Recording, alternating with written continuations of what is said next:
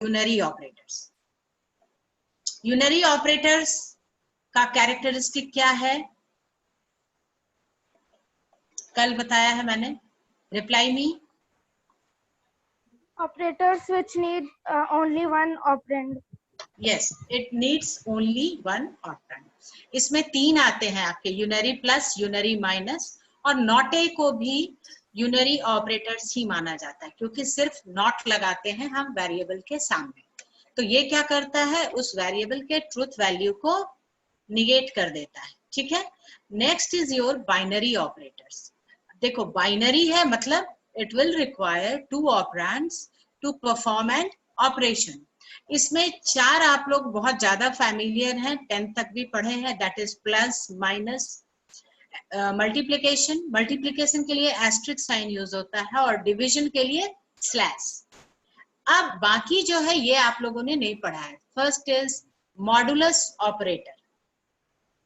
Modulus operator का काम होता है कि ये डिवाइड करने के बाद रिमाइंडर्स को स्टोर करता है। जैसे अगर आप लिखते हैं ए मॉड बी, ठीक है, और अगर a का वैल्यू 9 है और b का वैल्यू 3 है, ठीक है, तब क्या होगा, a will be divided by b, यानी 9 will be divided by 3 and remainder will be what? 0। यानी अगर अब हम देखते हैं a mod b का value, if a equals to 9 and b equals to 3, उस केस में a mod b का वैल्यू हो जाएगा 0, ठीक है। लेकिन अगर b का वैल्यू हम 2 रखते हैं तब क्या होगा, रिमाइंडर हो जाएगा 1, ठीक है। Modulus, always remember this, modulus operator stores reminder, ठीक है। जब भी हम लोग मॉडुलस ऑपरेटर की बात करेंगे तो ये जो आउटपुट देगा, जो रिजल्ट देगा, that will be remainder by dividing both a by b। a mod b का मतलब हुआ a will be divided by b and the result will be remainder. अगर रिमाइंडर 0 है तो 0 होगा, या जो भी रिमाइंडर है वो होगा। नेक्स्ट है आपका एक्सपोनेंट। इसका मतलब होता है, अगर हम लिखते हैं 2 एस्ट्रिक एस्ट्रिक 2, क्या होगा बताओ? 2 to the power 2 हो जाएगा ये, ठीक है। एक्सपोनेंट हो जाएगा रेज टू पावर। अगर हम लिखते हैं x एस्ट्रिक एस्ट्रिक y, इसका मतलब क्या होता है, x raise to the power y। हाँ, x to the power y, maths में है जो हम लोग बोलते हैं x to the power y। अगर ये 2 एस्ट्रिक एस्ट्रिक 3 लिखते हैं तो हो जाएगा 2 to the power 3, ठीक है। अच्छा, yes, ये एक और साइन है यहाँ पे, डबल स्लैश, ठीक है। डबल स्लैश को हम लोग बोलते हैं फ्लोर डिवीजन और इंटीजर डिवीजन। फ्लोर डिवीजन और इंटीजर डिवीजन, इसका डिफरेंस क्या है? What is the difference between this and this? तो ये जो आपका सिंगल है ये सिंपली डिवीजन करेगा और रिजल्ट आपके फ्लोटिंग पॉइंट में आ सकता है। अगर हम लिखते हैं 10/3, ठीक है, तो इसका हो जाएगा कितना, 3.3, इस टाइप से ये जाएगा, ठीक है। लेकिन अगर इसी को हम फ्लोर डिवीजन करते हैं तो सिर्फ इंटीग्रल पार्ट आएगा, इसका डेसिमल पार्ट नहीं आएगा, ठीक है। ये बात क्लियर हुई? What is the difference between single slash and double slash? Single slash जो है वो आपका सिंपली डिवाइड करेगा, और अगर आपका कोशिएंट डेसिमल में आएगा तो ये उसको दिखाएगा। लेकिन अगर 10 फ्लोर डिवीजन जब हम यूज करेंगे तो ये सिर्फ इंटीग्रल पार्ट दिखाएगा। नेक्स्ट है आपका बाइनरी ऑपरेटर के बाद थर्ड में आता है रिलेशनल ऑपरेटर।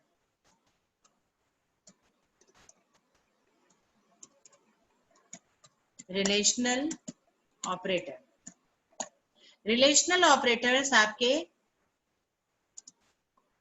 देखो, ये है less than, than less than equal to, less than equal to. देखो कैसे लिख रहे हैं, मैथ्स की तरह नहीं लिखेंगे, पहले लेस देन लिखेंगे देन इक्वल टू लिखेंगे। ये है greater than equal to, greater than less than equal to, उसके बाद इक्वल टू, ठीक है। और this is not equal to. इन दोनों का हम लिख दे रहे हैं, बाकी तो हाँ फिर से बता दे रहे हैं मैम फ्लोर मैंने डिवीजन कॉर्ड नॉट इक्वल टू होता है ना। हाँ, एक एक्सक्लेमेशन इक्वल्स टू होता है, एक एक्सक्लेमेशन इक्वल्स टू भी होता है, बट हम लोग जब रिलेशनल में लिखते हैं तो ऐसे भी लिखते हैं और ऐसे भी लिखते हैं। ये हाँ क्या कुछ वाला। हाँ, फ्लोर डिवीजन एक बार और बता दें। देखो सिंगल डिवीजन जब हम लोग करते हैं तो जो नॉर्मल हमारा डिवीजन होता है वैसे ही होगा, और अगर डेसिमल्स में रिजल्ट आ रहे हैं तो वो दिखाएगा, यानी वो कंप्लीटली डिवाइड करेगा। जो भी आपका डेसिमल में आ रहा है तो डेसिमल में, और अगर हम लिखते हैं 10 डिवाइडेड बाई 5 तो ये हमेशा 2 ही होगा, ठीक है। इसका आंसर जो है वो 2 आएगा। लेकिन अगर हम लिखते हैं 10 डिवाइडेड बाई 3 तब इसका आंसर क्या आ जाएगा, 3.3। आगे भी ऐसे ही जाएगा ये। अगर इसी को हम फ्लोर डिवीजन करेंगे तो सिर्फ इंटीग्रल पार्ट आएगा, डेसिमल पार्ट नहीं आएगा, ठीक है। इसलिए उसको बोलते हैं फ्लोर डिवीजन और इंटीजर डिवीजन। क्लियर हुआ? Yes ma'am. ठीक, यस मैम। हाँ अब आ जाओ इस पे, रिलेशनल पे। देखो पहले लिखे हैं ग्रेटर देन, ये सिंपली दो ऑपरेंड्स को चेक करेगा कि if x is greater than y, x is greater than y। अब इसका आंसर क्या आएगा, आइदर ट्रू और फॉल्स। इसके बाद x greater than equals to y। अगर हम लिखते हैं 5 ग्रेटर देन इक्वल्स टू 5, इसका आउटपुट क्या होगा, हाँ ग्रेटर देन इक्वल्स टू में ये ट्रू हो जाएगा। अगर हम लिखते हैं x less than y, 4 less than 5, answer will be true, x less than equals to y। देखो लेस देन इक्वल्स टू कैसे लिख रहे हैं ये देखना, मैथ्स में हम लोग दूसरे तरीके से लिखते हैं, वैसे लिखोगे इसमें तो मार्क्स कट जाएंगे, ठीक है। ये यहां तक तो क्लियर होगा सबको, पहले भी पढ़े हो। ये है इक्वल टू ऑपरेटर, ठीक है। ये क्या करता है, ये कंपेयर करता है, ठीक है। ये कंपेयर करता है, इसलिए इसको कभी कभी कंपैरिजन ऑपरेटर भी बोलते हैं। ये लेफ्ट साइड और राइट साइड के वैल्यूज को कंपेयर करता है। जैसे 14 इक्वल्स टू 14, जब भी हमको चेक करना होगा कि लेफ्ट वैल्यू और राइट वैल्यू इक्वल है तो हम लोग डबल इक्वल टू यूज करेंगे, क्योंकि single equal to is assignment operator, वो हम बाद में बताएंगे, पहले इसको समझ लो। Double equal to is comparison operator and is used to compare two statements और टू वैल्यूज, ठीक है। और इसके बाद है आपका नॉट इक्वल टू, ठीक है। ये चेक करता है कि आपका जो लेफ्ट वैल्यू है और जो आपका राइट वैल्यू है दोनों इक्वल नहीं है। अगर नहीं होगा तभी ये रिटर्न करेगा यस, नहीं तो ये ट्रू रिटर्न करेगा, नहीं तो ये फॉल्स रिटर्न करेगा, ठीक है। Yes ma'am. इसके बाद हम लोग पढ़ेंगे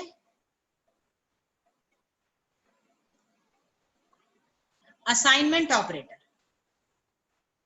जिसकी बात अभी हम कर रहे थे। Fourth is assignment operator.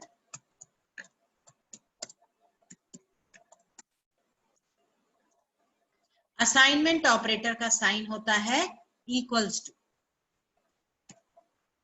ठीक है, इक्वल्स टू। और ये क्या काम करता है, असाइन अगर करने हम के मैम। लिखते हैं, हाँ, अगर हम लिखते हैं a इक्वल्स टू 10, मतलब a जो वेरिएबल है उसमें 10 वैल्यू को हमने असाइन कर दिया, ठीक है। और असाइनमेंट ऑपरेटर सिर्फ एक ये भी होता है, और भी बहुत सारा असाइनमेंट ऑपरेटर्स है। हम लोग ऐसे लिखते हैं plus equals to. Plus equals to का मतलब होता है ये राइट हैंड साइड में जो वैल्यू है उसको बार बार लेफ्ट हैंड साइड में ऐड करेगा। इसको ठीक से समझना। देखो a प्लस इक्वल्स टू 10, इसका मतलब होता है a equals to a plus 10। ये बात समझ में आ रही है? अगर किसी वेरिएबल में किसी वैल्यू को बार बार ऐड करना होगा, ठीक है, सेम वैल्यू को, तो हम लोग लिखते हैं a प्लस इक्वल्स टू 10। इसका मतलब होता है a equals to a plus 10। दो बार a नहीं लिख करके हम लोग लिखते हैं a plus plus equals to 10। Similarly अगर हम लोग लिखते हैं माइनस के लिए, अगर हम लोग लिखते हैं माइनस इक्वल्स टू, इसके लिए अगर हम लिखते हैं a माइनस इक्वल्स टू 5, इसका मतलब क्या हुआ? इसका मतलब हुआ हर बार a से 5 वैल्यू कमता चला जाएगा। ये क्लियर हो रहा है?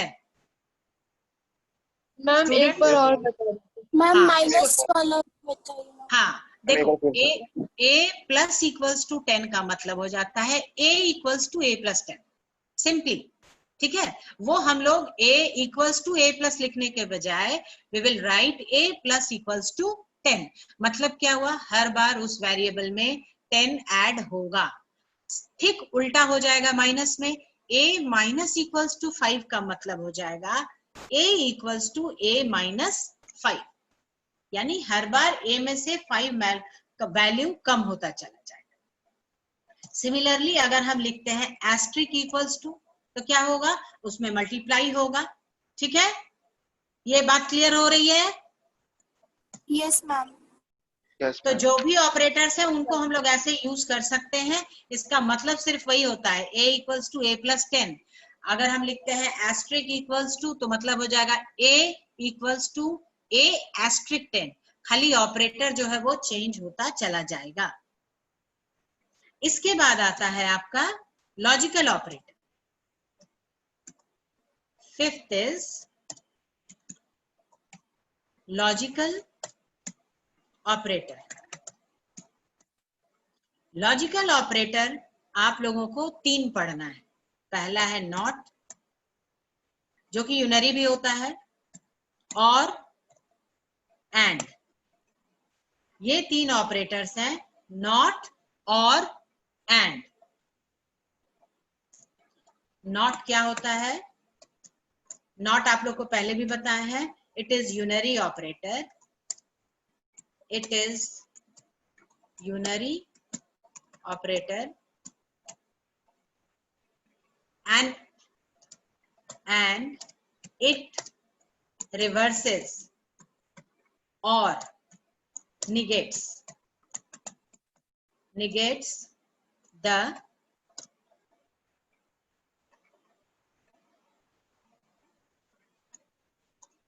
truth value of operand। Truth value of operand का मतलब हुआ कि अगर हम लिखते हैं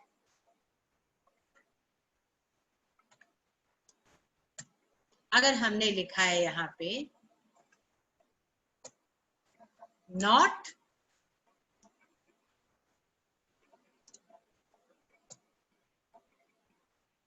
एक्सप्रेशन भी लिखते हैं हम लोग इसमें x ग्रेटर देन y, ठीक है। और सपोज ये करते हैं कि x equals to 5 and y equals to 7, ठीक है।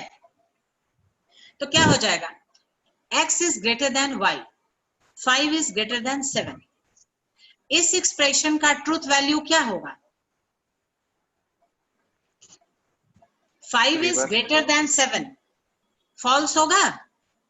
यस मैम फॉल्स होगा। फॉल्स तो होगा, बट फॉल्स के पहले हमने लगा दिया है नॉट, तो नॉट फॉल्स क्या क्या हो जाएगा? ट्रू हो जाएगा। यानी क्या हुआ, x ग्रेटर देन y का जो वैल्यू था, जो ट्रूथ वैल्यू था, ये ठीक ठीक उसको रिवर्स कर देगा और उसको निगेट कर देगा। अब क्लियर हुआ नॉट ऑपरेटर? इसको देखो, इसको इंटरनली ऐसे इसको प्रोसेस करेंगे। पहले इसको लिखेगा नॉट, नॉट के बाद यहाँ फॉल्स आ रहा है। अगर हम x इक्वल्स टू 5 और y इक्वल्स टू 7 लिखेंगे तो ये मेरा x greater than y false हो जाएगा। और जब ये फॉल्स हो जाएगा तो हम लिखेंगे नॉट फॉल्स। इसका मतलब क्या हो जाएगा, ट्रू हो जाएगा। क्लियर है? Yes, ma'am.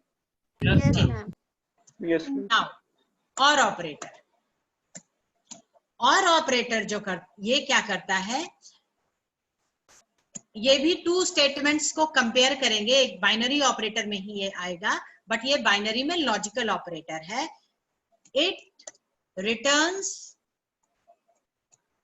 True if any of the conditions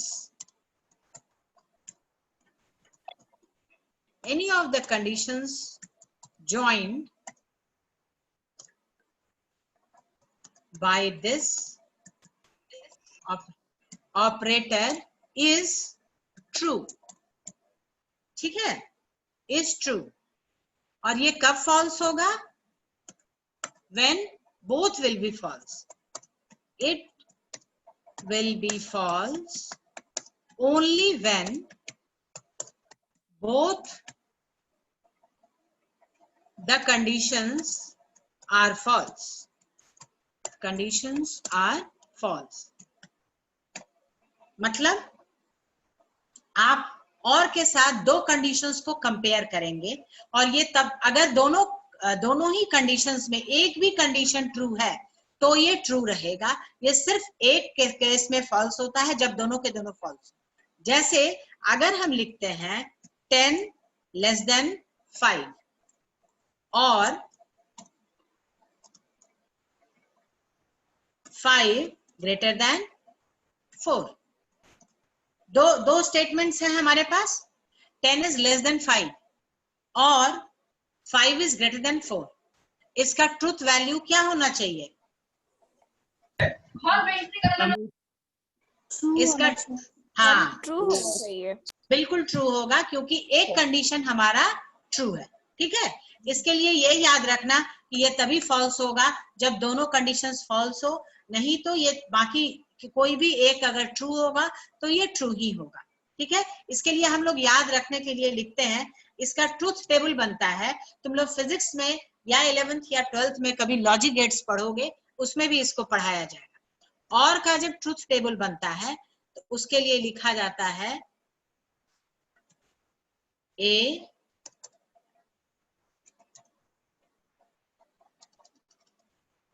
B और वैल्यू या ट्रूथ वैल्यू।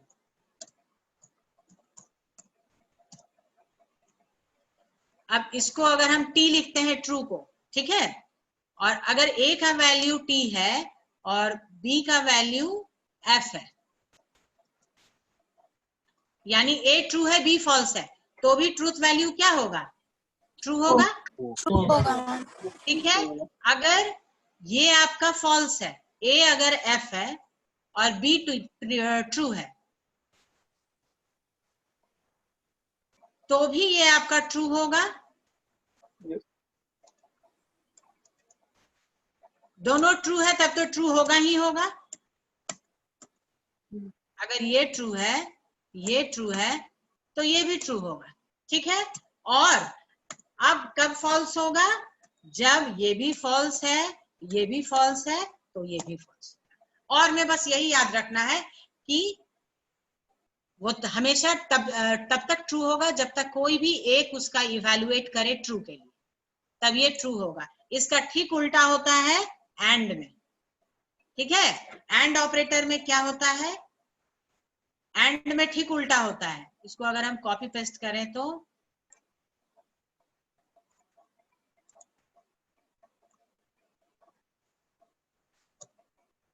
एंड में क्या होता है, यहाँ पे और लिख लो तो कंफ्यूजन नहीं रहेगा। एंड देखो, अगर ये ट्रू है ये फॉल्स है तो ये फॉल्स हो जाएगा।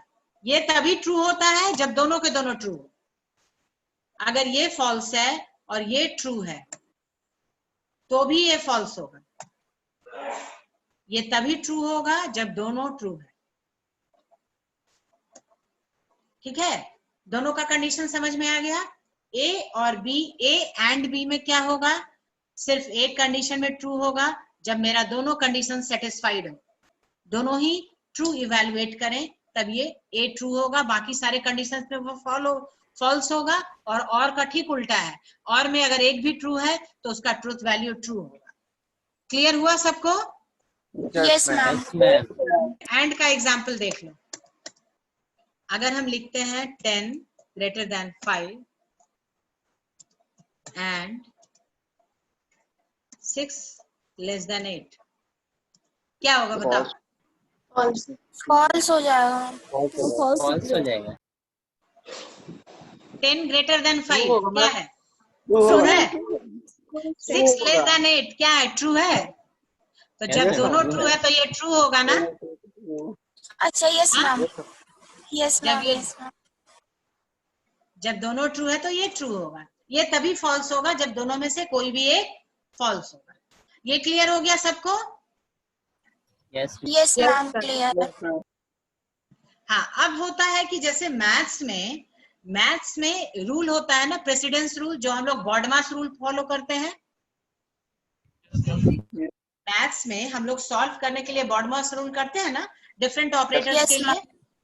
तो हर लैंग्वेज में ऑपरेटर्स के लिए भी प्रेसिडेंस होता है कि अगर ऐसा मल्टीपल स्टेटमेंट है या सिंगल स्टेटमेंट है जिसमें बहुत सारे ऑपरेटर्स हैं, तो पहले किसको इवैल्यूएट किया जाएगा। ठीक है, तो आपके पाइथन में भी ये चीज है कि ये प्रेसिडेंस ऑफ ऑपरेटर्स को फॉलो करता है। ठीक है, Python follows precedence of operators.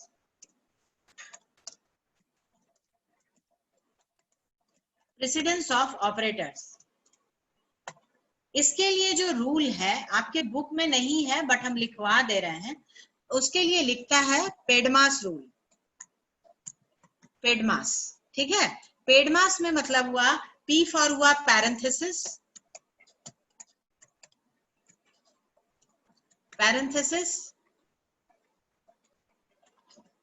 इसके बाद ये फॉलो करता है एक्सपोनेंशियल को, एक्सपोनेंशिएशन को, देन ये करता है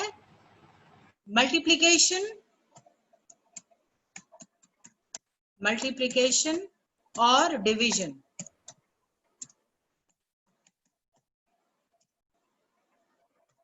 मल्टीप्लिकेशन और डिवीजन, उसके बाद एडिशन और सब्सट्रैक्शन।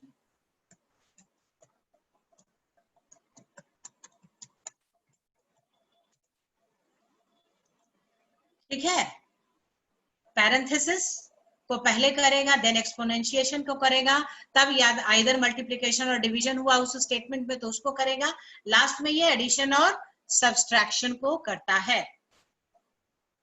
सबसे हाईएस्ट पर आपका एक्सपोनेंशिएशन, आफ्टर ये पैरेंथेसिस एक्सपोनेंशिएशन होता है, देन माइनस प्लस। आपके बुक में इसकी लिस्ट दी हुई होगी। ठीक है, इसके बाद आता है आपका एक्सप्रेशन।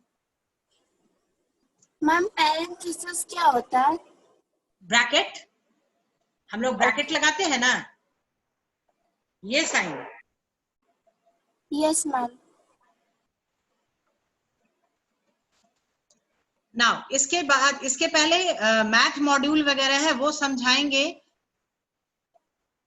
उसके पहले ये समझ लो व्हाट इज वेरिएबल।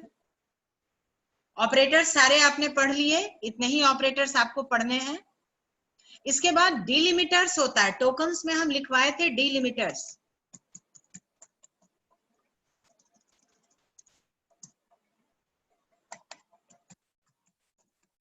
डिलिमिटर्स बोलते हैं हम लोग जो वैल्यूज को सेपरेट करने के लिए जो सेपरेटर्स यूज करते हैं, यानी जो सिंबल्स यूज करते हैं, उसमें देखो एक सिंबल आपका ये है ब्रैकेट, स्मॉल ब्रैकेट, एक सिंबल ये भी है आपका, और एक ये भी है आपका, देन कॉमा है, कॉमा के बाद सेमी कोलोन है और कोलोन है। सेमी कोलोन और कोलोन में डिफरेंस दिख रहा है? Yes, ma'am. Yes, ma'am. तो ये डेलिमिटर्स कहते हैं कि ये सिंबल्स होते हैं जो कि वैल्यूज को आइदर कलेक्ट करने के लिए या बाइफरकेट करने के लिए भी हम लोग इसको यूज करते हैं। Now the most important, what is second variable? वाला क्या है ना?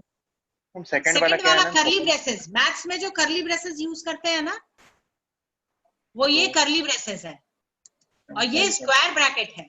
ये सारा तुम लोग मैथ्स में यूज किए हुए हो, सिर्फ मैम, सेमी मैथ कोलोन नहीं और लिया। कोलोन नहीं यूज किए। Now variable, what is variable? ठीक है, they are like containers, they are like containers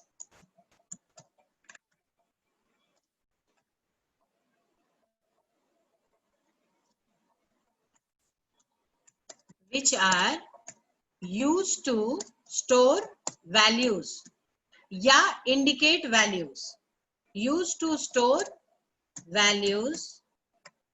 अब ये किसका वैल्यू स्टोर करता है? तो जो भी हम इनपुट देते हैं उसको करता है, या कैलकुलेशन में का जो पार्ट हो, कैलकुलेट करके जो वैल्यूज आते हैं ये उसको करता है, और लास्टली जो आपका आउटपुट होता है उसको भी वेरिएबल में ही कहीं ना कहीं स्टोर करते हैं। ठीक है, तो वेरिएबल्स, और इसका सबसे पुराना डेफिनेशन है, it is a named memory location. Yes, बोलो। मैम क्या डिलीमिटर्स में एक कर्व ब्रैकेट और एक स्क्वायर ब्रैकेट यूज किया जा सकता है? फिर से बोलो, क्या बोल रहे हो? मैम क्या डिलीमिटर्स में एक कर्व ब्रैकेट और एक स्क्वायर ब्रैकेट यूज हो सकता है? नहीं नहीं नहीं नहीं, हम जब भी यूज करते हैं पेयर में करते हैं। जैसे अगर हम लिखते हैं ब्रैकेट में a प्लस b, तो हम इसी से क्लोज करेंगे, ये नहीं कि इधर ये लिखे और ये लिख दिए, ये रॉन्ग है। पेयर। आप जिससे ओपन करोगे आपको उसी से क्लोज करना है। ठीक है, आप किसी को मिक्सअप नहीं करोगे। हाँ, ये याद रखना कि मिक्सअप नहीं करना है। आप जिससे ओपन करोगे और जितनी बार ओपन करोगे, अब जैसे हम ये लिख रहे हैं, सपोज मेरा एक्सप्रेशन ये है, ब्रैकेट में ये a प्लस बी एस्ट्रिक 5, तो देखो दो बार, इधर जब हम दो बार ओपन किए हैं तो इसको कंप्लीट करने के लिए 5 के बाद भी हम इसको क्लोज करेंगे, यानी जितना मेरा पैरेंथेसिस ओपन होगा लास्ट भी उतने से होना चाहिए, नहीं तो क्या होगा, ये इनकम्प्लीट हो जाएगा और आपको एरर दिखाएगा कोडिंग में। ठीक है, हाँ, variables are like containers that are used to store values. These values can be some input, some immediate या intermediate results and outputs also. जो भी चीज हम कंप्यूटर में स्टोर करते हैं वो वेरिएबल में ही होता है। तो basically it is a named memory location. Variable आपका नेम्ड मेमोरी लोकेशन होता है, that is used to assign values. ठीक है, it is a named memory location, named memory location, named memory location। Name क्यों करते हैं? हम अपनी सुविधा के लिए नेमिंग कर देते हैं ताकि हमारे लिए ये आसान। कंप्यूटर इसको इंटरनली उसका अपना मैकेनिज्म है हर मेमोरी को आइडेंटिफाई करने के लिए। Named memory location that refers to a value, that refers to a value। ठीक है, ये क्या करता है, ये पाइथन में हम लोग जब किसी चीज को स्टोर करते हैं तो जो जहां स्टोर हुआ वेरिएबल उस जगह को इंडिकेट करता है। ठीक है, और क्या होता है, वेरिएबल्स के वैल्यू को ड्यूरिंग प्रोसेसिंग हम लोग एक्सेस करते हैं, आफ्टर रिजल्ट्स हम लोग उसको अगेन कहीं ना कहीं स्टोर करते हैं।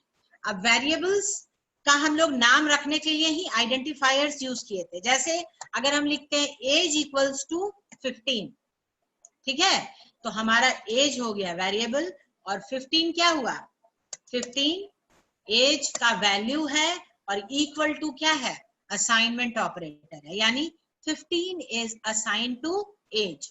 अब पाइथन में ये कैसे काम करता है, पाइथन में होता क्या है ना कि एज में तुम 15 रखे तो 15 किसी मेमोरी लोकेशन पे स्टोर हो जाएगा और उस पर एक रेफरेंस दे दिया जाएगा और उसका नाम हो जाएगा एज, ठीक है। लेकिन इसके बाद अगर तुम एज में लिख देते हो सिंगल कोर्स में अनु, ठीक है, तो आप पता है क्या होगा, अनु कहीं और स्टोर हो जाएगा और एज जो है अब आपका अनु को इंडिकेट कर रहा है, यानी अब अनु का एज का लेटेस्ट वैल्यू क्या हो गया, अनु हो गया। ये दूसरे लैंग्वेज में नहीं होता है, ये आपके पाइथन में होता है। ये समझ में आई बात की फिर से एक्सप्लेन करें? मैम समझ गए। हाँ, एज में 15 पहले डाले तो ये 15 आपका पहले ये उसको रेफर करेगा, लेकिन जैसे ही एज में आप अनु डाल दोगे तो अब अनु जो है किसको अनु को रेफर करने के लिए अब एज अनु को रेफर करेगा। पहले एज 15 को रेफर कर रहा था, बाद में एज अनु को रेफर कर रहा है। मतलब समझ रहे हो, ये डेटा टाइप में बाइफरकेट नहीं किया, ये सिंपली उसको रेफर कर दिया। यानी पहले 15 था बाद में अनु हो गया, पहले इंटीजर था बाद में स्ट्रिंग हो गया। और ये काम पाइथन में होता है। क्लियर हुआ ये? Yes ma'am. Yes ma'am. अच्छा, आप लोगों ने बुक्स परचेज किया, मिला बुक आप लोग को? No ma'am. Yes ma'am. Yes ma'am मिल गया। अच्छा, पाइथन में हम लोग पंक्चुएटर्स वगैरह तो कर लिए, बट पाइथन में इंडेंटेशन का बहुत ज्यादा वैल्यू है, क्योंकि ये इंडेंटेशन जो होता है वो ब्लॉक को डिफर करने के लिए होता है। मतलब हर ब्लॉक को आइडेंटिफाई करने के लिए पाइथन में इंडेंटेशन यूज होता है, इसलिए इंडेंटेशन में आप बिल्कुल भी गलती नहीं कर सकते। जब आप कोडिंग लिखोगे तो हम भी दिखा देंगे यहाँ से ऑनलाइन कि इंडेंटेशन मतलब बाकी लैंग्वेजेस में इंडेंटेशन किया जाता है प्रोग्राम की रीडेबिलिटी के लिए। जैसे इंडेंटेशन का मतलब हुआ, अगर हम जावा में कुछ लिखते हैं तो हम ऐसे लिखते हैं, जैसे अभी लिखे एज इक्वल्स टू 10 सेमीकोलन, जावा में डालते हैं। फिर हम जब लिखेंगे, मान लो हम कोई इफ पार्ट लिख रहे हैं तो हम इफ में ऐसे लिखेंगे, ये लिखे if x greater than y, ठीक है। इसके बाद जब हम लिखेंगे तो हम फिर थोड़ा सा इधर आके ही लिखेंगे, कर्ली ब्रेसेस में जो लिखना है ऐसे लिखते हैं। स्क्रीन विजिबल हो रही है? तो Yes. ये जो हम कोडिंग लिख रहे हैं, इसमें देखो, इसमें एज उसके थोड़े इंडेंट करके इफ लिखे हैं, थोड़ा और इंडेंट करके कर्ली ब्रेसेस दिए हैं, और जहां ओपन किए हैं वहीं क्लोज किए हैं, ठीक है। इस तरह से जब हम लोग लिखते हैं तो इसको बोलते हैं इंडेंटेशन करके लिखना। तो यहाँ मेरे पास सिंबल्स है, ये दोनों सिंबल इंडेंटेशन के लिए यूज हुआ है। पाइथन में ये नहीं यूज होता है। पाइथन में आप जब लिखेंगे तो प्रॉपर, अब आपको जो भी यहाँ लिखना है, मान लो हम यहाँ लिखे केस, इसके ठीक नीचे ही हमको लिखना होगा, तब ये एक ब्लॉक माना जाएगा। अगला जो भी हम यहाँ लिख रहे हैं, मान लो हम क्लास लिखे, ठीक इसके नीचे लिखेंगे तो ये एक ब्लॉक माना जाएगा। अगर इफ के नीचे लिख रहे हैं तो इसको दूसरा ब्लॉक माना जाएगा। अगर यहाँ फिर कोई और इफ लिखे तो ऊपर वाला इफ और नीचे वाला भी इफ एक ब्लॉक बनेगा। यानी आप पाइथन में इंडेंटेशन एकदम प्रॉपरली करेंगे, आपके आइडियली में वो खुद ब खुद हो जाता है, बट अगर थोड़ा सी भी गलती हुई तो फिर आउटपुट में प्रॉब्लम आता है। हाँ, आउटपुट में तो भले आपके इसमें लॉजिकल एरर नहीं होगा, बट आउटपुट में एरर्स आ जाएंगे। कमेंट्स कैसे? का सिलेबस क्या है? हाँ बोलो। एग्जाम का सिलेबस मैम? एग्जाम का सिलेबस अभी तक जितना पढ़ाए थे वही आएगा। मतलब डेटाबेस आपका डेटाबेस कंप्लीट आएगा जहां तक पढ़ाए थे। चैप्टर 1 चैप्टर 2 पढ़ाए थे, ठीक है। अच्छा, ये पाखी और जो नए बच्चे हैं पूजा, वो लोग अभी एडेड हैं? जो नए बच्चे हैं उनका मैंने ग्रुप बनाया है और पिछला वीडियोस डालने की कोशिश कर रही हूँ। बहुत सारा वीडियो है, एक दिन में तो अपलोड नहीं होगा बट उसमें कर देंगे हम। बाकी बच्चों को तो जा रहा है videos? Yes, ma'am. Yes, ma'am. अच्छा, वेरिएबल्स क्लियर हुआ? Yes, ma'am. Yes, ma'am. हाँ, देखो Yes. पाइथन में हम लोग मल्टीपल असाइनमेंट्स कर सकते हैं, ठीक है? जैसे a, b, c equals to 10, 12, 13, 14। ये सही है, आप ऐसे कर सकते हैं। आप ऐसे भी लिख सकते हैं, या फिर आप अगर एक ही वैल्यू असाइन करना है तो you can write like this also, a equals to b equals to c equals to 10। ये भी आपका राइट सिंटैक्स है, ठीक है? यानी अगर सिंगल वैल्यू 3 वेरिएबल्स में करना है, a equals to b equals to c करके 10 लिखोगे तो भी सही है। अगर डिफरेंट वैल्यू है तो a, b, c करके 12, 13, 14 आप कर सकते हो, ठीक है? अब जैसे देखो, अगर हम लिखते हैं x, y, z equals to 10, 20, 30, इसके बाद अगर हम लिखते हैं प्रिंट x, y, z, तो जो आउटपुट आएगा वो आराम से 10, 20, 30, ठीक है? Yes, ma'am. मैम PDF भेज दीजिएगा। आप, हाँ, पीडीएफ भेज देंगे इसका। कल वाला। हाँ, कल वाले में ही लिख रहे हैं, इसलिए दोनों को भेजेंगे हम, एक साथ ही भेजेंगे। ये ग्रुप कंप्लीट पे हो भेज जाता तभी। हाँ, यहाँ तक क्लियर है? कोई प्रॉब्लम है तो पूछ सकते हो, अब टाइम नहीं है। No ma'am. अच्छा, किसी No, दिन ma'am. एक्स्ट्रा क्लास की भी जरूरत है तुम लोगों को? Yes, ma'am. मैम अच्छा, रिवीजन करवा दीजिएगा। किसका? डेटाबेस का? यस मैम, एक दिन रिवीजन। Yes, ma'am. तो तुम लोग एक काम करो, तुम लोग डेटाबेस को पढ़ के रखो, और एक Yes. नॉर्मल क्लास के अलावा हम क्लास शेड्यूल करेंगे और उसमें सिर्फ क्वेरी सेशन होगा। आप लोग को जो भी प्रॉब्लम्स होगा आप लोग डिस्कस कर लोगे, related to database, hardware, software, everything, ठीक है? Yes ma'am. वो रेगुलर क्लास नहीं होगा, वो हम अलग से क्रिएट करेंगे और उस दिन ही करेंगे, बट आप लोग उसके लिए डेटाबेस पढ़ लोगे ताकि आप Okay, क्वेरी ma'am. कर सको, ठीक है? अभी तक Okay. आप लोगों ने लेकिन क्वेरी बना के दिखाया नहीं है। MySQL कितने बच्चों ने डाउनलोड किया है? यस मैम, डाउनलोड किया है। Yes, ma'am. Download कर चुके हैं। अच्छा, पाइथन किए?